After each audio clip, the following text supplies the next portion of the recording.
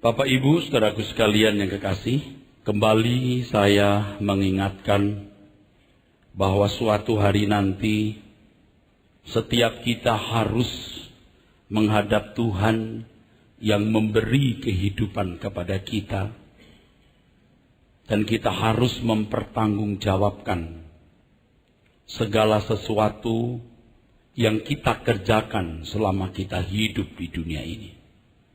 Ini satu hal yang mutlak, dan kita harus mengingat terus realitas ini, bahwa kita pasti menghadap Tuhan yang memberi kita hidup, dan kita harus mempertanggungjawabkan segala sesuatu yang kita lakukan.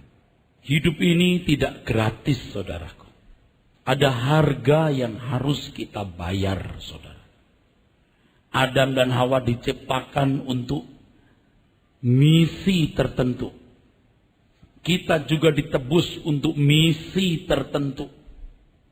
2 Korintus 5 ayat yang ke-10. Demikian firman Tuhan. Sebab kita semua harus menghadap tahta pengadilan Kristus, supaya setiap orang memperoleh apa yang patut diterimanya, sesuai dengan yang dilakukannya dalam hidupnya ini, baik ataupun jahat. Ini adalah fakta yang tidak bisa dihindari, saudaraku. Ini adalah fakta yang tidak bisa dihindari. Perjalanan waktu hidup mengisyaratkan bahwa saat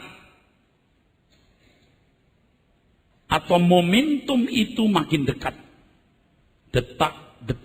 Detik arloji kita mengisyaratkan bahwa momentum itu semakin dekat. Dan perjalanan waktu ini membawa kita kepada realitas itu. Seperti arus air yang tidak bisa dibendung. Kita harus ingat bahwa panggilan untuk menghadap Tuhan itu bisa terjadi setiap saat. Dan hampir tidak pernah Tuhan memberitahu sebelumnya. Sehingga kita tidak pernah tahu kapan giliran kita. Hal ini, saudaraku, kalau kita ingat, membuat kita pasti berjaga-jaga. Berjaga-jaga bukan hanya demi momentum kematian itu sendiri. Tetapi kita juga berjaga-jaga adanya satu titik di mana kita bisa tidak akan dapat diubah lagi. Kelihatannya ini sederhana, tapi tidak sederhana, saudara. Kalau ini hari kematian kita, kita bukan hanya melihat titik ini, saudara. Tapi juga ada satu titik di mana seseorang tidak bisa diubah lagi. Sebentar saya akan berbicara mengenai benih yang ditabur. Pada intinya, saudara, bahwa buah yang diharapkan Tuhan itu, kita memiliki hati yang suka melakukan kehendak Allah. Hati yang suka melakukan kehendak Tuhan. Tetapi bagaimana seseorang bisa melakukan kehendak Tuhan kalau tidak mengerti kehendak Tuhan itu apa? Bagaimana seseorang bisa mengerti kehendak Tuhan kalau tidak memiliki kecerdasan roh atau kepekaan untuk menangkap apa yang dikehendaki Tuhan? Bagaimana orang memiliki kecerdasan roh kalau dia tidak mengenal kebenaran? Kalau umat perjanjian lama, saudaraku, tidak bisa berhubungan langsung dengan Tuhan. Mereka berurusan dengan hukum. Yang berurusan langsung dengan Tuhan hanya imam besar yang bertemu di ruang maha suci. Tetapi umat berurusan dengan hukum, dengan syariat, dengan peraturan yang mengatur hidup mereka. Kalau dalam bahasa Ibrani, misi patim. Tetapi umat perjanjian baru dimeteraikan dengan Roh Kudus. Tubuhnya menjadi bait Roh Kudus. Setiap orang percaya adalah imamat-imamat yang bisa berurusan langsung dengan Tuhan. Itu berarti orang percaya bukan hanya berurusan dengan hukum. Jelas orang percaya harus bermoral. Nanti 6:30 saya akan berbicara mengapa Tuhan memberikan hukum. Dan saya telah mempersiapkan itu berjam-jam, saudara. Kenapa Tuhan memberikan Taurat? Kedengarannya sederhana, tapi tidak. Orang percaya bukan saja harus berurusan dengan hukum, tapi berurusan dengan Tuhan secara pribadi. Bukan hanya mengerti apa yang baik dan buruk menurut ukuran kesantunan hidup, tapi mengerti apa yang ada di dalam hati Tuhan. Itulah sebabnya firman Tuhan mengatakan agar kita memiliki pikiran perasaan Kristus. Tapi sampai titik tertentu seseorang tidak akan bisa berkembang. Kalau nanti kita lihat Lukas pasal 8, tidak matang buahnya. Tetapi kalau dalam Injil Matius ada 30, 60, 100 kali lipat. Ini bicara soal benih yang ditabur. Kalau sampai hal itu dikaitkan dengan soal kers persembahan atau kolektor, betapa jauh sesatnya atau salahnya. Betapa kelirunya. Jangan sampai kita di satu titik point of no return. Anda tidak bisa dibentuk lagi. Kalau sampai Anda bercinta dengan dunia, Anda nggak bisa diubah. Kalau istilah baru saya, kawin dengan dunia. Ini bukan hanya orang kaya. Orang yang miskin secara finansial pun juga memiliki possibility untuk kawin dengan dunia. Ketika orang merasa kurang cukup dengan apa yang dia miliki. Dia ingin kaya. Dengan kekayaan itu dia bisa menambah fasilitas. Dan diharapkan dengan fasilitas itu ia merasa lebih lengkap, lebih utuh, lebih bahagia, lebih terjamin. Ini bahaya, saudaraku. Bukan Anda tidak boleh kaya. Kita harus memaksimalkan semua potensi. Kalau bisa jangan kaya, sangat kaya. Tetapi tujuan kita bukan untuk merasa lebih lengkap, lebih utuh, lebih bahagia, lebih terjamin. Jadi kalau hari ini saudara misalnya mengendarai motor, ya berbahagialah, nikmatilah motor itu. Kalau Anda naik kendaraan umum, nikmatilah kendaraan umum. Kalau Anda memiliki rumah, itu rumah kontrak, ya nikmatilah rumah kontrak. Tidak usah mikir beli. Nanti ada saatnya Anda bisa beli. Kalau tidak masalah. Nah, ketegangan-ketegangan hidup yang kita miliki seringkali hanya difokuskan, diorientasikan pada pemenuhan kebutuhan jasmani. Dan gereja pun sering memberikan isyarat seperti itu.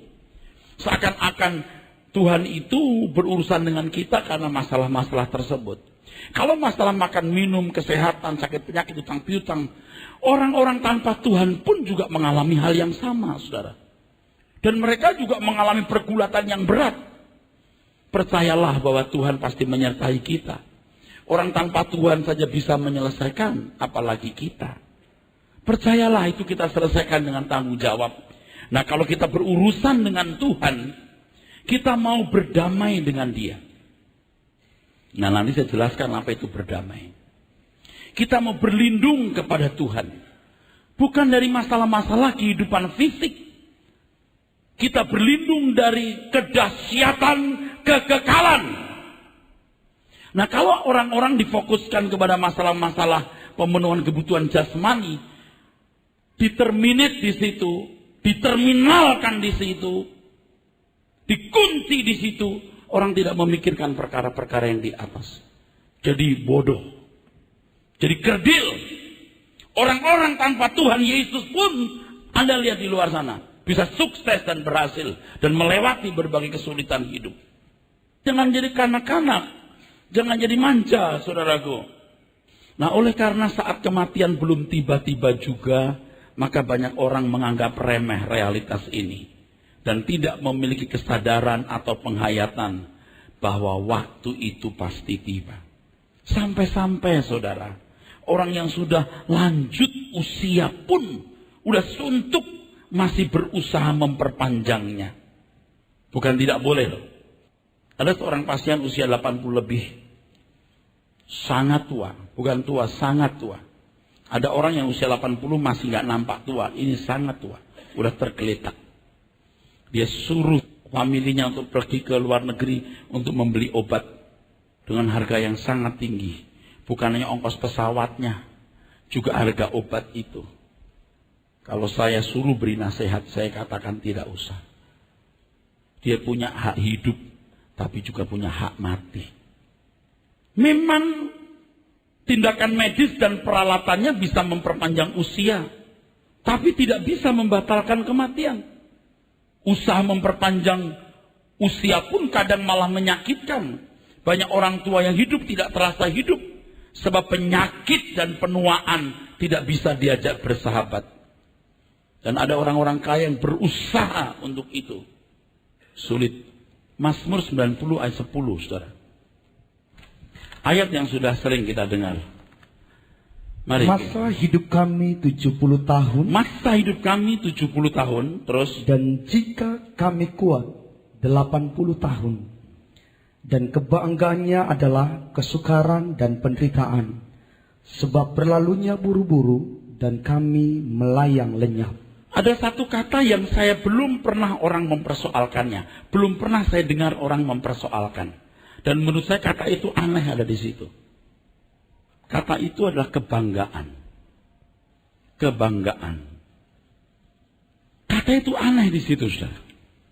Masa hidup kami 70 tahun dan jika kuat 80 tahun dan apa? Kebanggaannya. Kalau kita melihat dengan jujur, kata itu aneh di situ. Saya belum pernah orang mempersoalkan, tapi kalau jujur, dulu juga saya tidak mempersoalkan. Tapi setelah saya memperhatikan ayat ini, kenapa ada di situ ya? Kata kebanggaannya, saudaraku. Ini kalau dalam bahasa Ibrani, rohab. Rohab ini artinya, saudaraku, dalam satu terjemahan bahasa Inggris diterjemahkan the strength. Kekuatan. Tapi kata itu kalau jujur berarti arrogant. Arrogant juga bisa berarti pride atau object of pride. Sarana, tujuan, kebanggaan. Ini kata sindiran. Kata sindiran. Seakan-akan pemazmur mau mengatakan setelah melewati perjalanan panjang, apa yang dapat dibanggakan? Kebanggaannya apa? Saudara kalau masih bandel nih, tidak mengerti. Tapi nanti kalau sudah tua, Anda tahu. Jadi sebelum kita tua bangka, kita harus ingat ini. Bercakap-cakap dengan seorang yang menjadi saksi mata, saudara. Dia cerita tentang mitra bisnisnya dan beberapa mitra bisnis lain. Beberapa konglomerat yang tinggal di rumah mewah. Hari tuanya hanya tergeletak antara hidup dan mati, ditemani oleh suster dan alat medis. Ada yang di Indonesia, ada yang di luar negeri.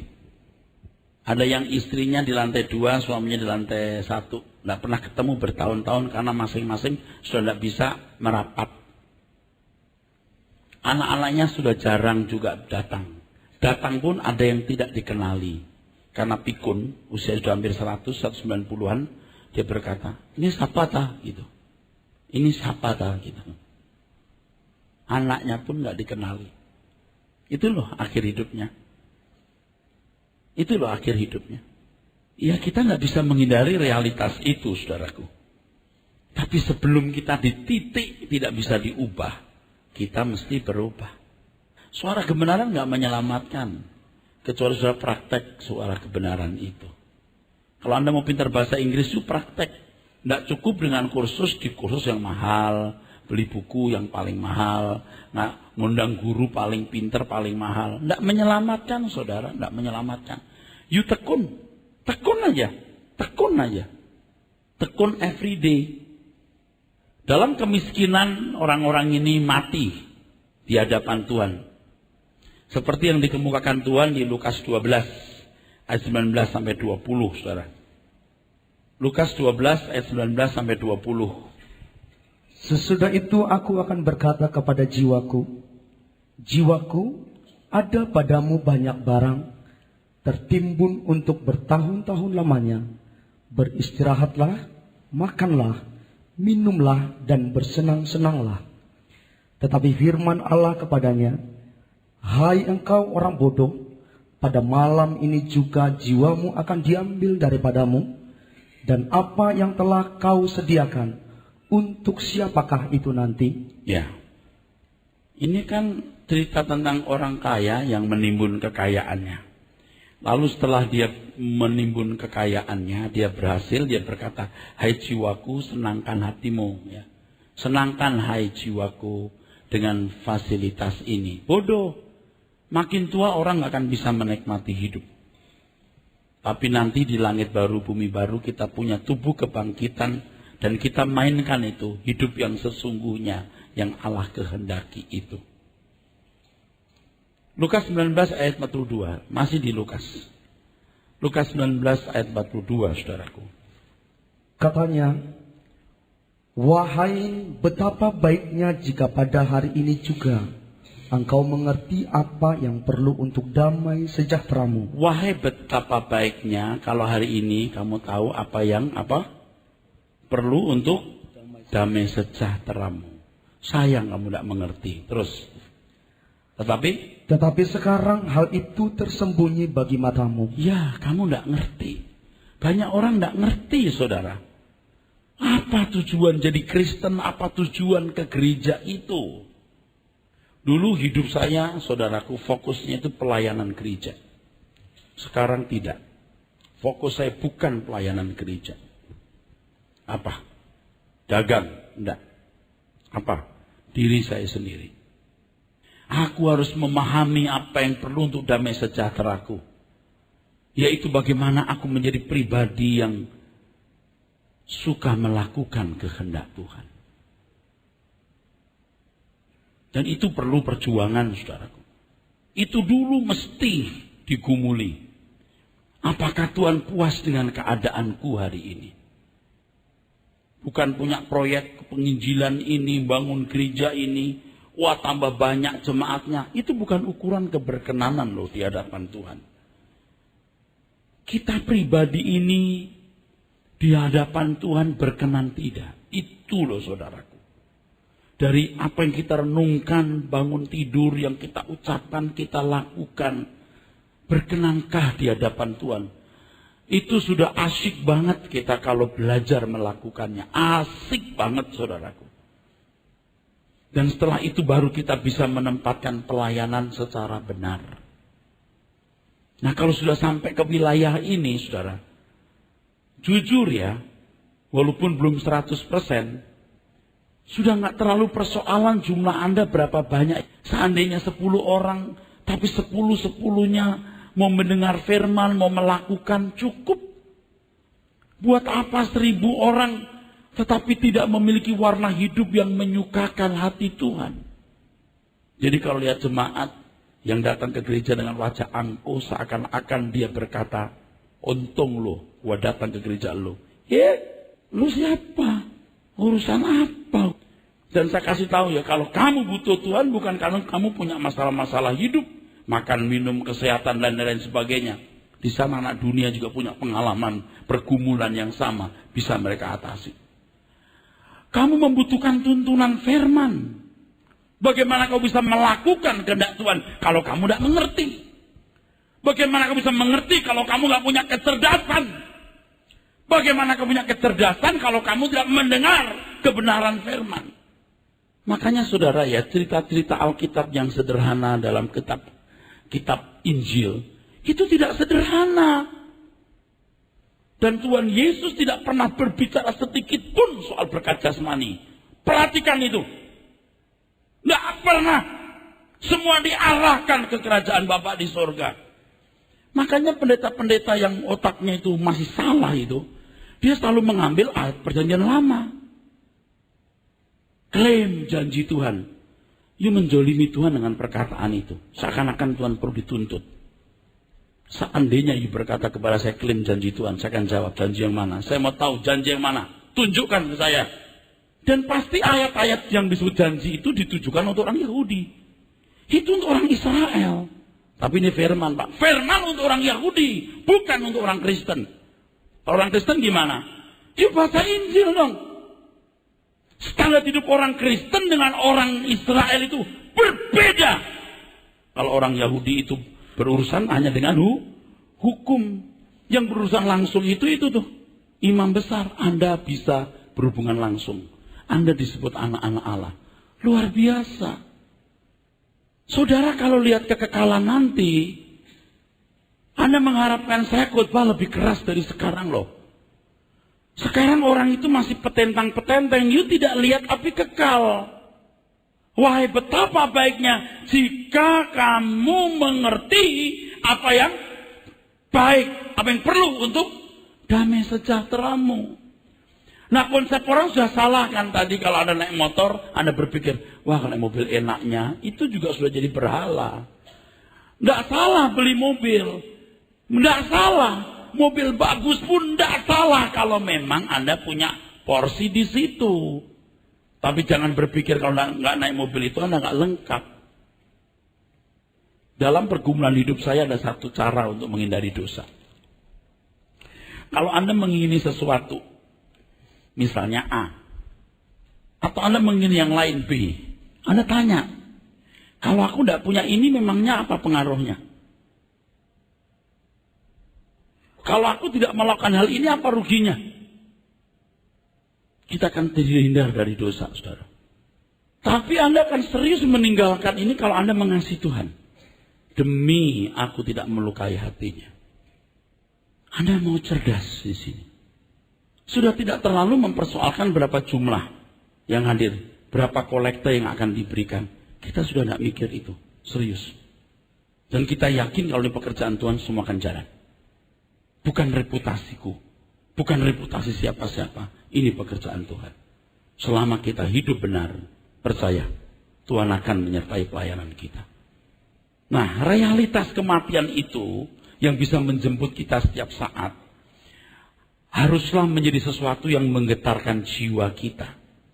Tetapi kebodohan manusia telah membuat dirinya meremehkan realitas itu dan tidak tergetarkan lagi. Jadi kalau Tuhan membawa kita kepada satu pengalaman yang membuat kita tergetar, itu pengalaman yang membuat kita mulai bisa mengelola hidup dengan lebih baik. Saya pernah dibawa ombak di pantai selatan, saudara. Saya tahu rasanya dibawa ombak, pusaran lalu tidak ada hope untuk hidup. Wah, itu tidak bisa diungkapkan dengan kata-kata, saudara. Yang menyelamatkan saya seorang ibu pemijit. Jadi sebelum peristiwa itu, sore-sore mendekati malam, saya direfleksi oleh ibu-ibu. Ya saya pikir saya nggak akan ketemu lagi ibu ini, kan biasa begitu. Ya memberkati dia. Dia pasti ingat saya. Jadi pada waktu saya dibawa ombak, ibu ini satu-satunya orang yang melihat saya sedang menuju tengah laut. Dia ngeliatin. Ketika saya hilang di telan ombak, dia yang teriak-teriak, om itu maksudnya. Dan anak-anak laut di pinggir pantai semua menyelamatkan saya. Saya selamat. Ditarik, dibawa di pinggir, muntah, keluar semua. Perut saya kan nolak itu air asinnya. Rasanya itu luar biasa, saudaraku. Naik pesawat dari Sydney ke Brisbane. Pesawat itu jatuh, saudara. Bus! Itu semua teriak, bus! Gitu. Anda tahu dong kalau naik halilintar, bus! Gitu. Nah kalau orang tidak biasa naik halilintar dan tidak sengaja, itu kan gimana? Teriak semua. Gitu. Itu seperti paduan suara tanpa latihan, saudaraku. Itu saya kira alto, tenor, bass bariton pun ada. Sopran jelas. Alto ya. Wus, tapi naik lagi. Wus, naik lagi, saudara. Hebat ya. Gitu. Pengalaman-pengalaman itu menarik. Menggetarkan hati, saudara. Pernah satu kali di Laut Halmahera. Itu musim tidak baik. Tapi saya tidak punya banyak waktu, tahu. Ya hari itu yang saya bisa. Ada kapal, saudaraku, tanpa lampu, ya. Cuman kompas satu lalu senter kecil. Kita di tengah ombak, saudara. Kita tersesat, malam gelap gulita. Itu di bawah pusaran ombak. Jadi pertemuan ombak itu kan sedis. Pak. Saudara tahu orang Maluku yang biasa naik berlaut bisa nangis apalagi saya. Jadi waktu pak, Yesus, orang Kristen rupanya dia. Yesus, saya bingung gini, terus gini, darah Yesus, orang Pentakosta ini. Itu orang karismatik pasti. Yesus, darah Yesus. Kalau orang Maluku yang biasa berlaut bisa ketakutan, apalagi saya. Ya Tuhan, hamba-Mu dikubur di Pulau Aru. Pengalaman-pengalaman yang menarik. Kematian itu menggetarkan, saudara. Tapi itu membuat saya mengelola hidup dengan baik. Seandainya saya mati waktu itu, lalu saya menghadap Tuhan. Puaskah Tuhan denganku? Rasanya belum. Rasanya saya memindahkan hati saya di surga baru 3-4 tahun belakangan ini. Dulu saya melayani dengan sangat baik. Besok orang sakit, ya reputasi dan track record saya bagus lah saudara. Tapi memindahkan hati di surga, itu rasanya baru tahun-tahun belakangan ini. Itu pun belum mantap betul saudara. Tapi udah lumayan menakutkan orang. Karena ucapan saya terus langit baru, bumi baru, langit baru, bumi baru. Sampai-sampai orang lihat muka saya udah LB3 aja. Lihat muka saya LB3, langit baru, bumi baru.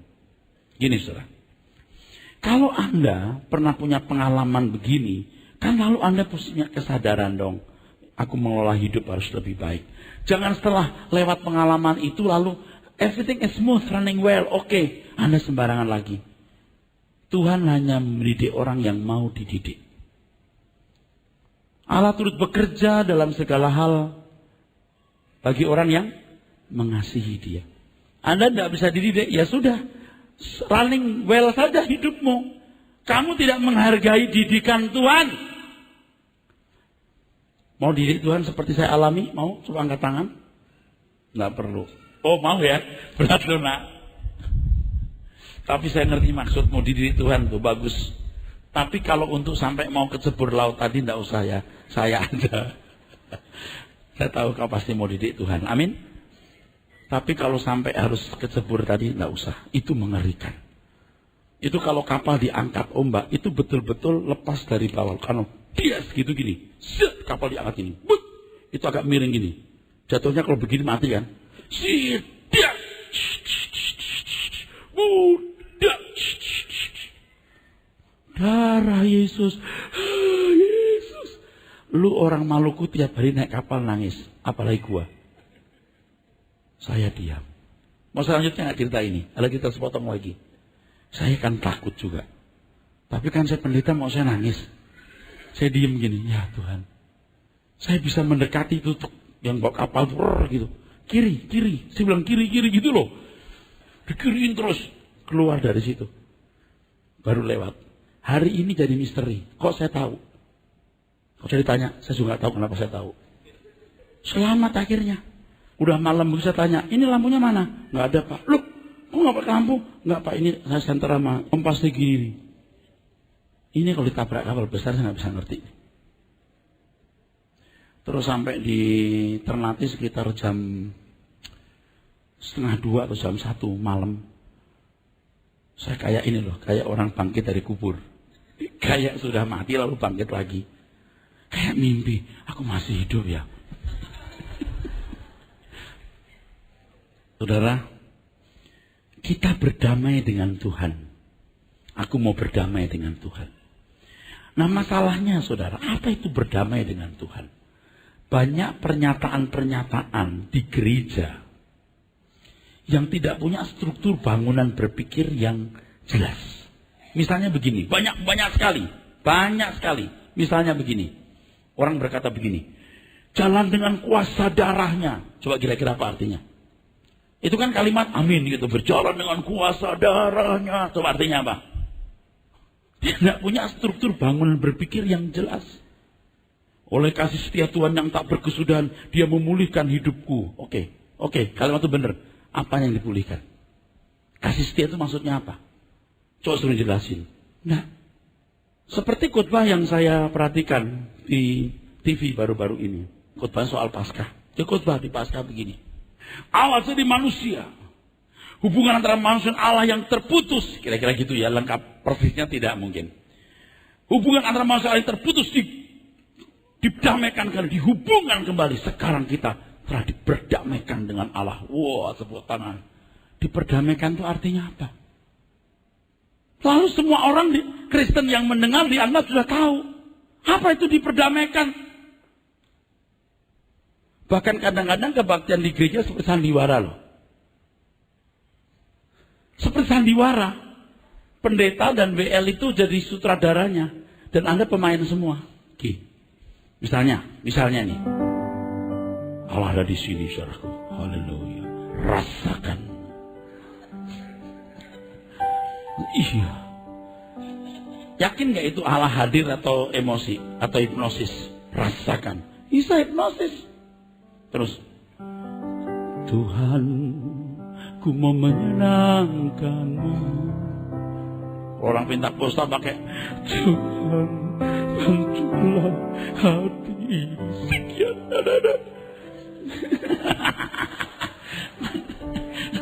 Nanti kalau sudah pulang ya udah.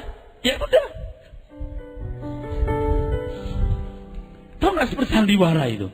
Paham maksudnya? Kalau di gereja-gereja tertentu juga begitu. Hormat bagi Allah Bapa, hormat bagi anaknya. Amin. Tuhan. Terus gak ada link lagi, putus. Waktu dia mengatakan, Tuhan, ku mau menyenangkanmu. Artinya apa? Sekarang kalau you punya mama, aku mau menyenangkan kau, mama, menyenangkan kau. Terus berantem, mama, aku mau menyenangkan engkau. Buk, aku mau menyenangkan engkau, mama. Edan gak itu anak? Tapi itu yang dilakukan. Takkan pernah ku bawa selain yang terbaik. Baru kasih kolektor pun ambil paling kecil dan paling rusak duitnya. Edan itu orang. Ini bukan soal duit saja ya. Kan jadi sandiwara. Jadi sandiwara. Berdamai dengan Allah. Apa artinya berdamai? Dan konyolnya itu, saudara, tidak sedikit gereja yang seperti melegalkan bahwa kalian yang sudah secara akali percaya Tuhan Yesus dan ke gereja ini sudah diperdamaikan dengan Allah. Dan Anda masuk surga nanti. Atau mudah-mudahan kemungkinan besar masuk surga. Coba saudara. Padahal ke surga itu bukan nanti. Sekarang kita harus mulai memindahkan. Di mana hartamu di situ hatimu. Kita harus berusaha menjadi satu orang yang pantas masuk keluarga Allah. Dan Tuhan Yesus memperagakan seorang yang pantas masuk kerajaan Allah. Yaitu orang yang suka, pribadi yang suka melakukan kehendak Bapa. Maka Tuhan Yesus berkata, makananku adalah melakukan kehendak Bapa dan menyelesaikan pekerjaannya.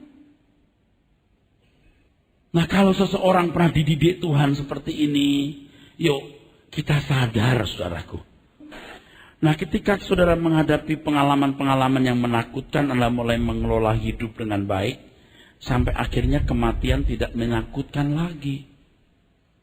Makanya kalau saya pergi naik pesawat, saya duduk, saya bilang, Tuhan, kuserahkan dalam tanganmu hidupku. Atau enggak pun enggak apa-apa, hidupku milikmu, aman aja dimanapun aku berada. Aku bukan tetangga, aku milikmu. Semua yang kulakukan kepentinganmu. Damai sejahteranya luar biasa. Anda merdeka. Ayo. Kalau kita memiliki kegentaran terhadap realitas kekekalan. Kalau kita memiliki kegentaran terhadap realitas kekekalan. Kita menjadi takut akan Allah. Dan takut akan Allah pasti direalisir secara konkret dalam kehidupan ini untuk melakukan kehendak Tuhan. Melakukan kehendak Tuhan itu, saudaraku, bukti dari takut kita akan Allah, takut yang benar karena menghormati. Kalau kita takut orang tua kita, takut yang benar ya. Bukan kita bersembunyi di balik pintu, tapi kita tidak melukai dia. Kita mau melakukan apa yang dia inginkan. Begitu pula kita dengan Tuhan. Bukan sekedar jadi orang baik yang melakukan hukum. Tetapi apapun yang dia kehendaki, kita lakukan. Bagaimana kita mengatur uang, menggunakan uang kita. Jangan boro-boro, mentang-mentang saya punya duit lalu kita mau bisa beli apa saja kita beli. Nggak bisa. Semua dalam pimpinan Tuhan. Ya. Itulah sebabnya Tuhan menghendaki agar kita memiliki pikiran perasaan Kristus. Dan inilah buah yang Tuhan kehendaki. Buah yang Tuhan inginkan. Hati yang suka melakukan kehendaknya. Sebenarnya Tuhan kan gak butuh apa-apa, saudara. Kalau kita melakukan kehendak Tuhan, bukan karena Tuhan butuh sesuatu. Tetapi supaya saudara terbiasa melakukan kehendaknya. Anda punya irama melakukan kehendak Tuhan. Belum tentu nilai saya juga bagus di sini. Tapi saya tahu ini yang terbaik. Tidak ada cara lain. Saya tidak tahu bagaimana menggambarkan dan mengucapkan dengan kata-kata. Kalau kita punya hati yang suka melakukan keinginan Tuhan, itu excellent. Itu luar biasa. Katakan amin. Itu dahsyat. Lebih dahsyat dari kedudukan seorang menteri atau presiden. Sungguh. Luar biasa. Dan itu tidak bisa dilakukan dengan mudah. Nah, kita kembali ke Lukas, kita sekarang ke Lukas pasal 8. Kembali soal buah tadi, saudaraku. Pada akhirnya Anda menghasilkan buah. Dan pelayanan gereja seperti ini, orientasinya jelas. Fokusnya harus jelas. Supaya Anda bisa berbuah. Nggak bisa dilakukan di dunia manapun, nggak bisa. Nggak bisa dilakukan oleh seorang motivator, nggak bisa. Itu firman dasarnya. Tapi Anda tidak bisa cuma dengar satu kali, tidak bisa, tidak cukup. You harus dengar terus supaya struktur bangunan berpikirnya jelas. Saya sering lihat anak-anak muda yang setia yang datang ke gereja, dan Anda akan dari muda-muda luar biasa akan jadi orang-orang yang luar biasa. Dari muda-muda begini mendengar terus akan jadi smart, cerdas dalam roh. Itu nanti. Perlu waktu panjang, saudaraku. Saya hampir gak ketolong, saudara. Keburu jadi pendeta besar, gak karu-karuan hidup saya. Walaupun saya bisa mengemas hidup saya dan memiliki brand image yang bagus di mata manusia. Tapi rusak sebenarnya. Wah, mengerikan. Kalau dari muda, kalian yang muda-muda mendengar firman ini,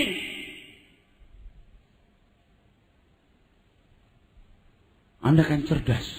Gak ada ruginya. Nggak ada ruginya, sama sekali nggak ada ruginya. Ya, ayat 12 dibaca dulu, Pak. Lukas 8 ayat 12. Ya. Yang jatuh di pinggir jalan itu ialah orang yang telah mendengarnya. Kemudian datanglah iblis lalu mengambil firman itu dari dalam hati mereka. Supaya mereka jangan percaya dan diselamatkan. Ya. Bapak Ibu, ini orang yang dikunci oleh iblis, sudah kawin dengan dunia, tidak bisa berubah. Firman diberitakan bagaimana bagusnya tetap mental. Ini juga termasuk orang-orang yang telah dikunci oleh antikris. Jadi konsepnya mengenai Tuhan Yesus sudah salah. Tidak mungkin Allah jadi manusia, tidak mungkin Allah punya anak, ya udah dikunci di situ. Tidak akan bisa mendengar firman. Makanya kalau kita punya sahabat, teman, pegawai yang sudah dikunci di situ, jangan ngomong. Percuma. Perbuatan baik kita jadi kesaksian. Amin. Perbuatan baik kita saja. Ayat berikutnya. Nah, ini untuk orang Kristen abad-abad pertama. Yang jatuh di tanah yang berbatu-batu ialah orang yang setelah mendengar firman itu menerimanya dengan gembira, tetapi mereka itu tidak berakar. Mereka percaya sebentar saja dan dalam masa pencobaan mereka murtad. Iya. Orang-orang yang pada mulanya menerima Injil dengan sukacita. Karena Injil itu agung sekali, saudara. Apalagi orang Kristen abad mula-mula. Disebut Kristen karena seperti Kristus. Betapa agungnya orang-orang Kristen pada waktu itu, saudara. Mereka dengan semangat mau menjadi Kristen. Tapi ketika pencobaan, ketika aniaya datang, lalu Tuhan seperti tidak berdaya. Tuhan seperti meninggalkan mereka. Tuhan seperti tidak peduli. Mereka murtad. Mereka murtad. Stefanus dilempari batu, Tuhan cuman berdiri. Orang-orang Kristen dianiaya, seakan-akan tidak ada kehadiran Tuhan sama sekali. Tidak ada mujizat. Sekarang Anda masih bisa lihat mujizat, bisa. Tapi abad-abad mula-mula itu, waduh. Ketika Tuhan naik ke surga, ada mujizat terjadi. Beberapa saat setelah itu tidak ada. Orang Kristen dianiaya, Tuhan seperti tidak ada. Wah, murtad. Nah sekarang yang ketiga, ini untuk kita. Yakin deh ini untuk kita, ayo.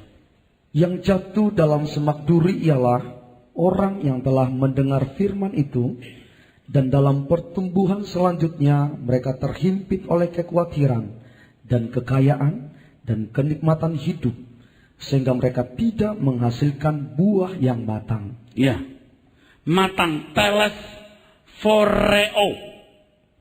Teles foreo artinya tidak sempurna. Tidak mature, tidak dewasa. Karena percintaan dunia. Nah ini orang-orang Kristen yang begini, saudara. Saya tidak menunjukkan kepada siapa-siapa ya, saudara. Juga untuk saya sendiri. Orang Kristen yang menerima firman, hatinya baik, juga mengagumi firman, menerima firman, betul. Jadi jemaat yang rajin bisa. Bahkan jadi aktivis. Bukan tidak mungkin jadi pendeta. Tetapi masih ada percintaan dunia. Ini membuat tidak matang. Anda bukan tidak boleh kaya loh. Jangan salah ngerti loh. Jangan saudara berpikir ini pendeta saudara nggak butuh duit. Saya butuh duit, saudaraku. Kita tidak bisa hidup tanpa uang tentunya. Dengan seluruh kegiatan hidup hari-hari. Tetapi itu bukan menjadi sumber kesukaan kita. Dan di balik itu kita punya keyakinan. Walaupun duit kita banyak, relasi kita kuat. Kalau Tuhan tidak menopang, nothing. Kan begitu, saudaraku. Ibarat orang sakit, ya kita berobat. Tapi dengan keyakinan kalau Tuhan gak sembuhkan aku, biar pil sebesar ban mobil juga gak sembuh. Oke, kan begitu, saudara. Nggak matang. Baca kalimat berikutnya, ayat 15. Yang jatuh di tanah yang baik Ya. itu ialah orang yang setelah mendengar firman itu, menyimpannya dalam hati yang baik, dan mengeluarkan buah dalam ketekunan. Mengeluarkan buah dalam ketekunan, Pak. Nah, orang itu menjadikan kekristenan itu bagian hidup. Mestinya seluruh hidup kita. Cuman orang kan konsepnya begini. Kalau jadi Kristen, jadi fanatik, nanti dikit berdoa ke gereja melulu, jadi aneh. Saya telah melihat orang-orang Kristen yang aneh, yang nyentrik itu. Sehingga membuat orang mau jadi sungguh-sungguh takut. Mestinya tidak boleh begitu. Makanya saya menghimpun sahabat-sahabat teman-teman saya. Yuk, jangan aneh-aneh yuk. You punya perusahaan, you seorang akademisi, you seorang eksekutif. Ayo, kita hidup wajar seperti yang lain. Tetapi dalamnya beda. Jangan nyentrik-nyentrik begitu.